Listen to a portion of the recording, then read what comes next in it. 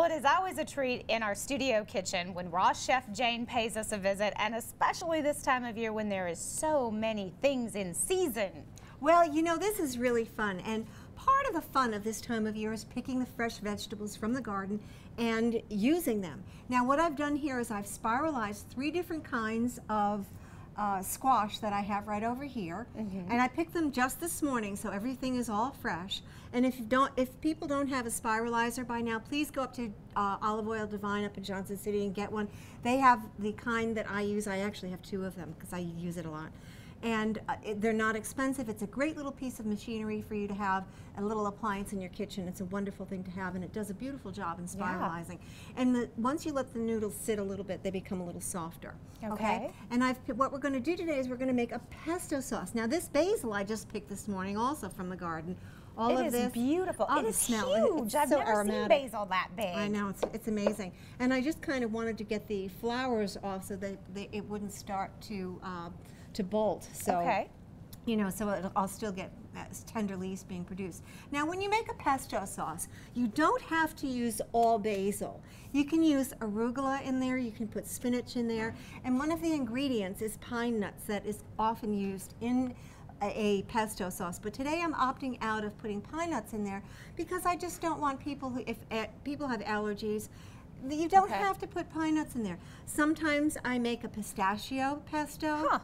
Throw some pistachio nuts in there, which is really good, or a walnut pesto. Now, it depends on what you like, and you can use whatever you like. You can make an almond pesto. See, I had no idea. I thought the pesto was pine nuts. No, so the pesto is actually the basil with the olive oil, garlic, and salt and pepper. That's really what the base of a pesto is. So what I'm going to do is I'm going to take this beautiful array of leaves and how to get this in here without spilling it all over, because I'm really good at spilling everything. That's what makes you a good cook. Yeah, I suppose it does. Chef. We've been through this so many times of spilling and putting things all over the place. This is about 3 cups or so, maybe a little bit more, a very well packed basil. Okay, so you're just going to stuff it all in there. I'm just stuffing it all in there. Yep, just putting it all right in there, okay? And we're going to put that in there. Now, what I'm going to do is I'm just going to break this down a little bit. I'm going to pulse it a little bit. Okay. And there's a lot in here, so I'm just going to move it around. Yeah, move it around a little bit. Will this pesto sauce last for a while? Can you make more or not? Well, really? why would you not want to make it fresh?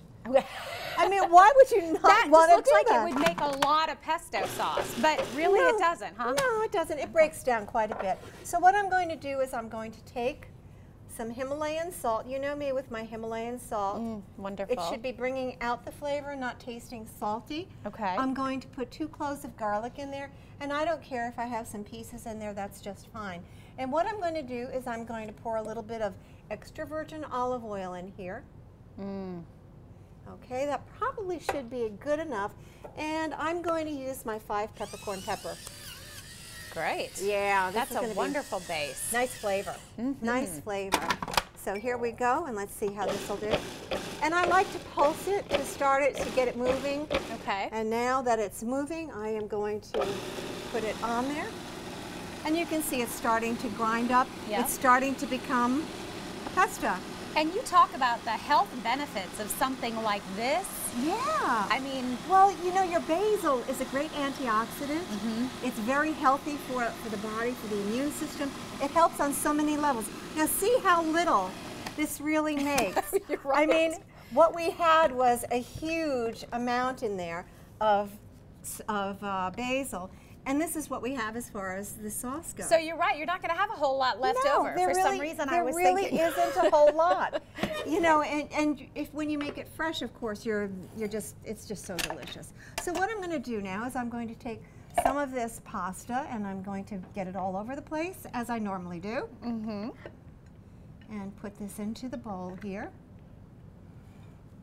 Oh, that looks good. Now, did you put anything on this pasta, or is that just because it's kind of been sitting so the waters are kind of coming? I put a little, I mean, and when I say a little bit, I'm saying a little bit of Himalayan salt on it. Okay. And I mean very, very, very little. So I'm going to take this pesto. You can always add a little more extra virgin olive oil to it, which is fine. to make it a little bit looser in texture. And we were talking about the health benefits, and you're mixing that instead of over a bowl of heavy pasta. That's right. It's over a wonderful vegetable. Yep. Fresh and from your garden. That's right. So basically there you are. You want to mix it up a little bit more, and you're good to go and good to eat it. Boy, that smells good. Smells delicious. We're going to give everybody your website because we are out of time. rawchefjane.com for more tips and more recipes. We'll make it pretty. Beautiful. We'll be right back.